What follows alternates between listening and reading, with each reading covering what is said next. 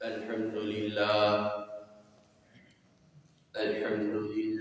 نحمده ونستعينه ونستغفره ونؤمن به ونتوكل عليه ونعوذ بالله من شرور أنفسنا ومن سيئات أعمالنا من يهده الله فلا مضل له ومن يضلله فلا هادي له ونشهد أن لا إله إلا الله وحده لا شريك له ونشهد أن سيدنا سندنا نبينا ومولانا محمدا عبده ورسوله أما بعد فأعوذ بالله من الشيطان الرجيم بسم الله الرحمن الرحيم إنما المؤمنون إخوة وقال النبي صلى الله عليه وسلم تعاشروا كالأجانب وتعاملوا كالأخوات أو كما قال النبي صلى الله عليه وسلم صدق الله العظيم وصدق رسوله النبي الكريم ونحن على ذلك لمن الشاكرين والحمد لله رب العالمين. میرے محترم بزرگوں و دوستو، السلام علیکم ورحمۃ اللہ وبرکاتہ۔ گزشتہ 2-3 جمعۃ المبارک سے ایک موضوع کا بیان چل رہا ہے۔ وہ موضوع تھا خاندانوں کے آپس میں باہمی اختلافات،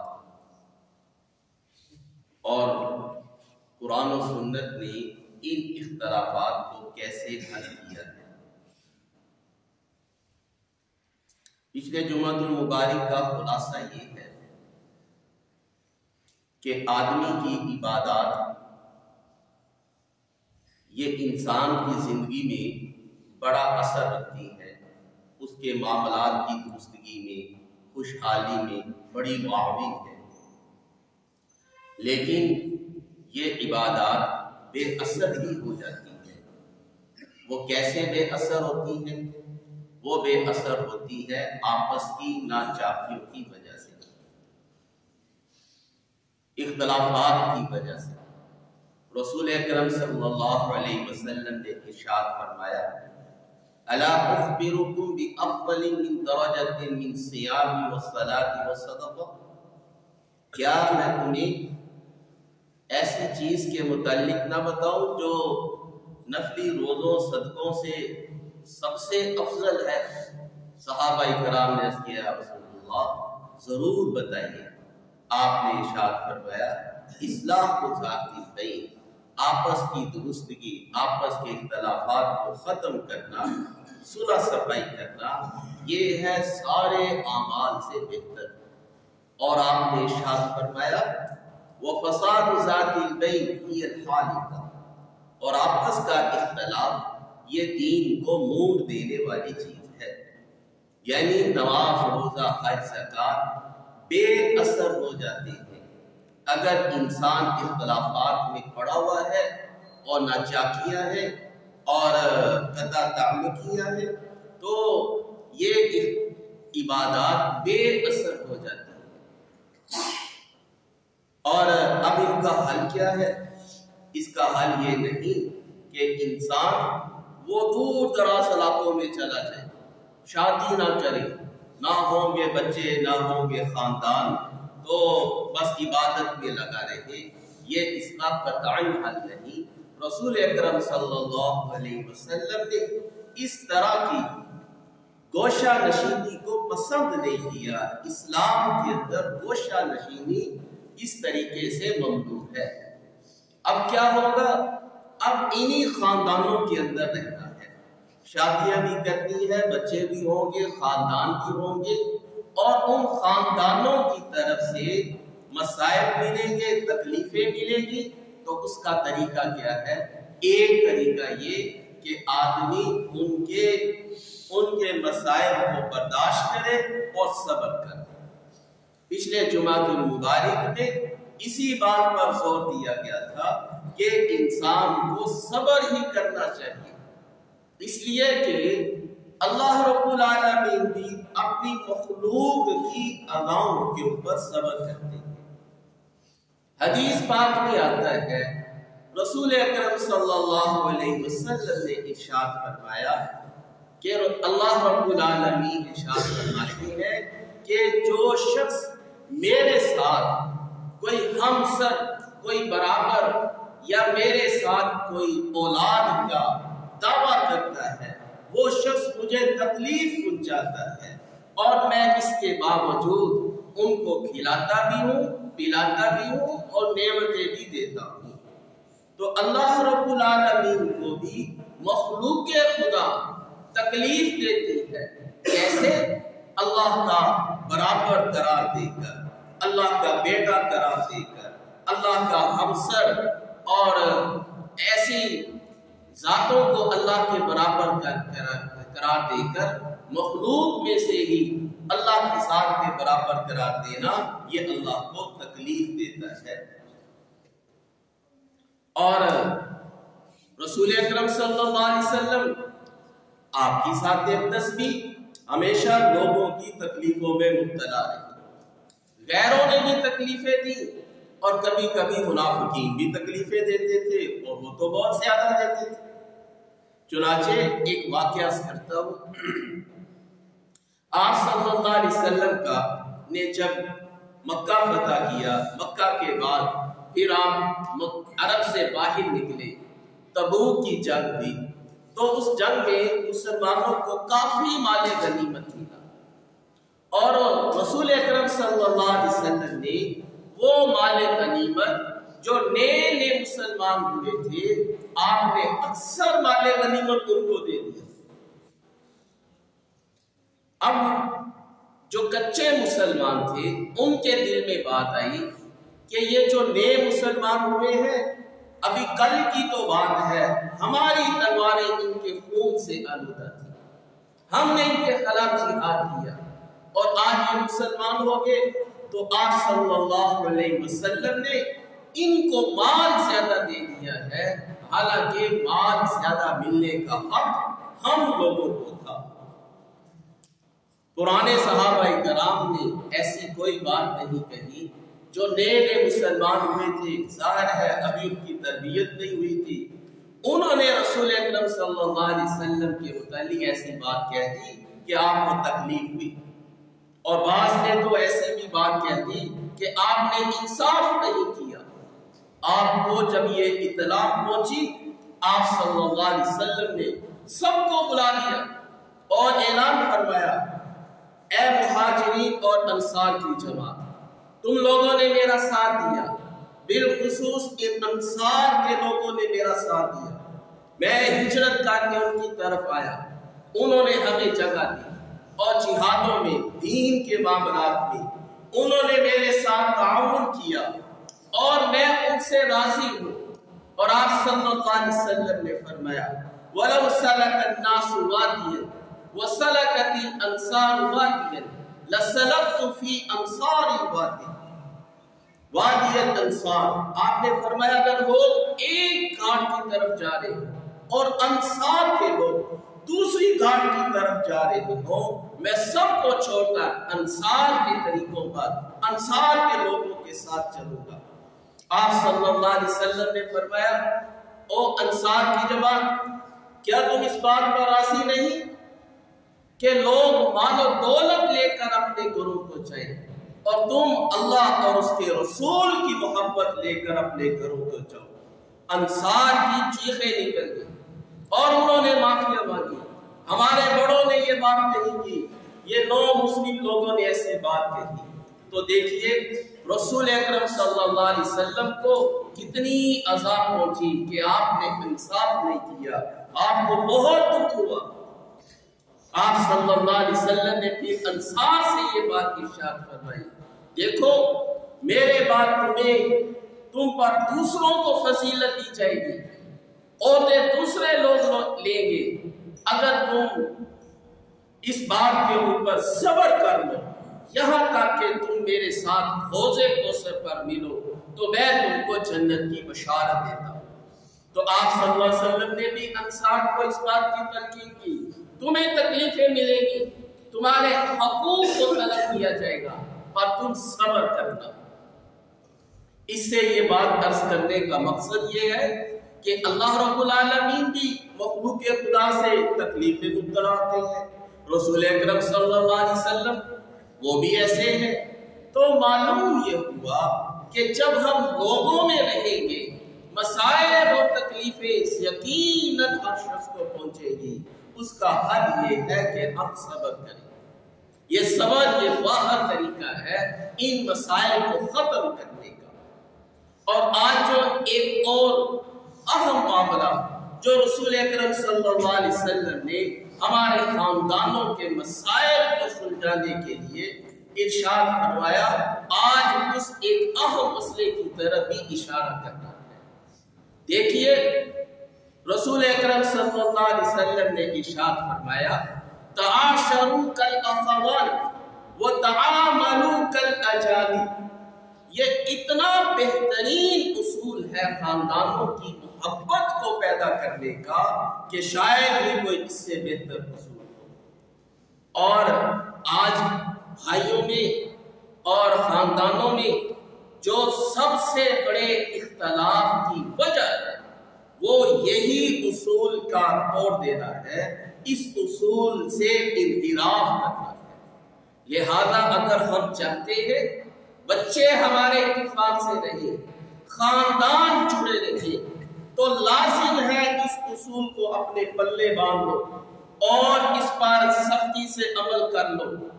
یہ نبی علیہ السلام کا بتایا ہوا اصول ہے، اس کے اوپر فائدہ عمل کرنے پر شاید آپ کے دل کے اوپر تکلیف پہنچے، آرے چلے اور آپ کی طبیعت کو ناگوار لگے، لیکن حق یہی ہے، اس اصول کو تھام کر رکھنا حق یہی ہے۔ انشاءاللہ آپ دیکھیں گے کہ آپ کے بچوں میں پیار محبت قائم دائم رہے گا۔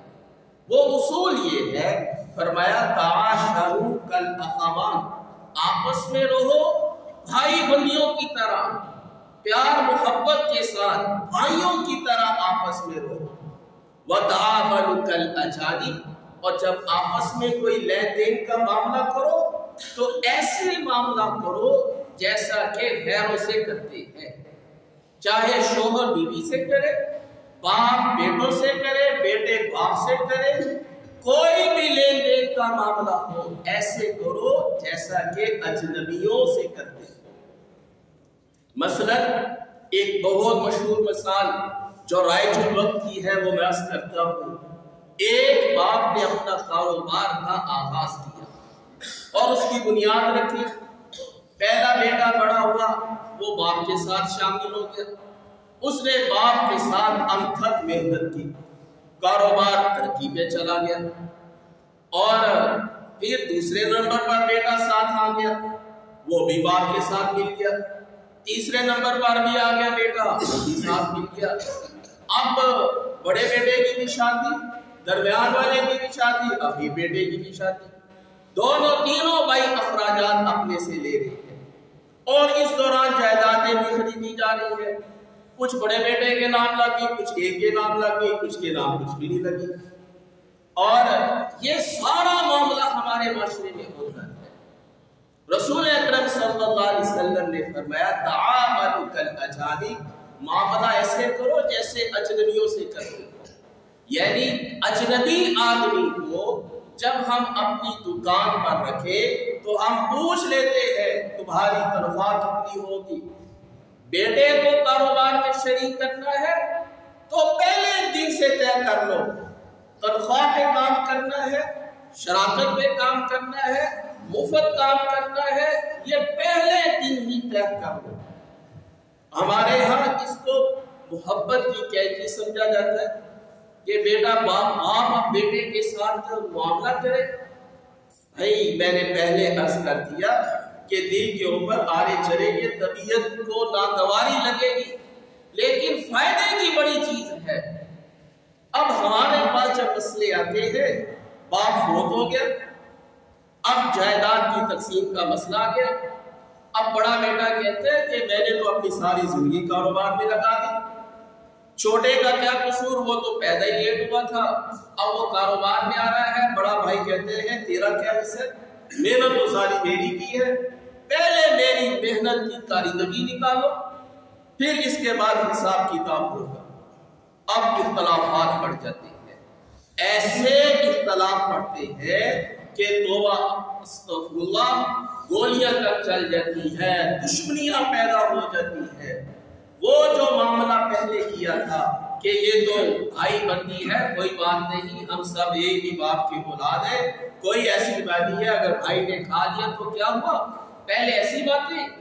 اب جب تقسیم کی باری آتی ہے، اب سارے محبت کے جو دعوے تھے وہ ملیا میٹ ہو گئے، اب اختلافات سامنے آ گئے۔ اب اس میں مفتی صاحب کیا کریں گے بھائی؟ ان کے پاس کوئی ایسا ترازو نہیں کہ جس سے ان کے سارے معاملات کا جائزہ لیا جائے۔ اگر اس اصول کو پہلے دن ہی شریعت کے مطابق طے کر دیا جاتا، بھائی کیا حرج ہے بیٹے کو تنخواہ دینے میں، پہلے دن ہی طے کر لو، تنخواہ میں نہیں مل رہا تھی تو اس سے شراکت طے کر لو کہ تیرا کاروبار میں اتنا حصہ ہے، یا تم ایسے کوپریٹ کے طور پر باپ کے ساتھ لگے ہوئے ہو۔ اگر پہلے دن ہی طے کر لی جائے بھائی تمہارا اس کاروبار میں کوئی حصہ نہیں، تمہیں مہینے کی اتنی لگی بندی تنخواہ ملے گی، اب کتنے بھی بھائی بیچ میں آتے جائے، اپنا خرچہ لیتے چلے جائے، تو باپ کی وفات کے بعد بالکل کلیئر معاملہ ہے کہ یہ جائیداد کیسے تقسیم ہو رہی ہے۔ اس لیے کہ باپ نے پہلے دن ہی یہ بتا دیا تم سب اس کاروبار میں ملازم ہو، لہذا یہ معاملات کی بات ہے، اس کو آپ جتنی سختی سے معاملہ کریں گے اتنا ہی فائدے مند ہے۔ حتیٰ کہ میاں بیوی میں بھی جو لین دین کے معاملے ہیں وہ بھی کلیئر کٹ ہونے چاہیے۔ شوہر بیوی کو جو دے رہا ہے وہ طے ہونا چاہیے، یہ ہدیہ ہے یا ویسے ہی تیرے نام لگا دی ہے۔ اب باپ جائیداد خریدتا ہے، کہتے ہیں چلو میں نے اپنے نام کیا کرنی ہے، کبھی ایک بیٹے کے نام کبھی دوسرے کے نام، اور کوئی بیٹے پیچھے رہ گئے۔ اب جب بڑے ہوئے تو بڑوں نے کہا یہ تو ہے ہی ہماری، اب اختلافات بڑھ گئے۔ اگر پہلے دن ہی طے کر لیا جاتا کہ بھئی یہ تمہارے نام ایک بے نامی ملکیت ہے، ٹیکس سے بچنے کے لیے تمہارے نام کر دی، تم اس کے مالک نہیں ہو، اور سب کو یہ اعلان کر دیا، تو سارے بچوں کو پتہ چل جاتا ہے کہ یہ معاملہ ہے، یہ ساری باپ کی ہے۔ اب یہ جو اختلاف بڑھ گیا اتنے سے زیادہ، اب یہ قصوروار کون ہوا؟ وہ باپ ہوا جس نے اس اصول سے انحراف کیا۔ تعاملوا کالاجانب، معاملہ ایسے کرو جیسے اجنبیوں سے کیا جاتا ہے۔ لہذا یہ اصول اپنی زندگی میں بٹھا دیں۔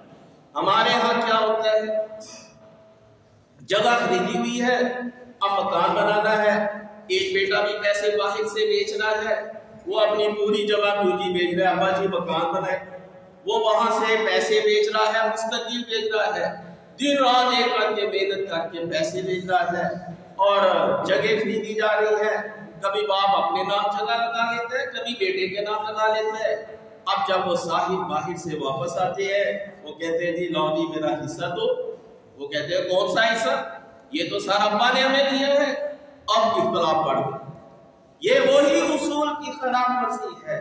تعاملوا کالاجانب، بیٹے سے پیسے لو تو فوراً لینے سے پہلے طے کرو یہ ہدیہ ہے کہ قرض ہے، پہلے یہ ہم کو بتا دو۔ اگر یہ پہلے دن ہے یہ معاملہ طے ہو جاتا کہ تم باہر سے پیسے بیچ رہے ہو، ہدیہ ہے، اس کو بھی پتا چلتا کہ میں ہدیہ بیچ رہا ہوں، میرے معاملہ کچھ نہیں۔ اگر قرض ہے تو ان کو بھی پتا چلے پچھلے لوگوں کو یہ تو اس کے پیسے ہیں اور اس نے ہم کو قرض دیا ہے، اب اس کی ادائیگی بھی کرنی ہے۔ تو دیکھیں یہ ہے خاندانوں کے برباد ہونے کی اصل وجہ کہ شروع میں کوئی لحاظ نہیں اور پھر آخر میں مسائل پر مسائل بنتے چلے جاتے ہیں۔